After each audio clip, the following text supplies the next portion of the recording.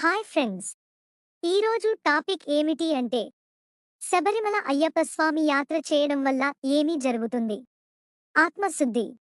యాత్రికులు దీక్ష పాటించడం ద్వారా శరీరం, మనస్సు, ఆత్మ యొక్క శుద్ధిని పొందుతారు. దీక్షలో సాంప్రదాయపరంగా నియమాలు పాటించడం ఆధ్యాత్మిక క్షేమానికి దారితీస్తుంది. సహనం మరియు క్రమశిక్షణ. 41 రోజుల దీక్షలో నియమాలను పాటించడం ద్వారా ఆత్మ నియంత్రణ, సహనం, క్రమశిక్షణ పెరుగుతాయి. భక్తి మరియు సమర్పణ భావన. శబరిమల యాత్ర భక్తి, ఆత్మసమర్పణ, శ్రద్ధకు నిదర్శనంగా ఉంటుంది. అయ్యప్ప స్వామికి భక్తి పూర్వకంగా సేవ చేసే భక్తులు సమర్పణను ప్రదర్శిస్తారు. సామాన్య సమానత్వం. ఈ యాత్రలో భక్తులు తమ ధన, స్థానం, సామాజిక స్థాయిలను పక్కన పెట్టి అందరూ సమానంగా ఉంటారు.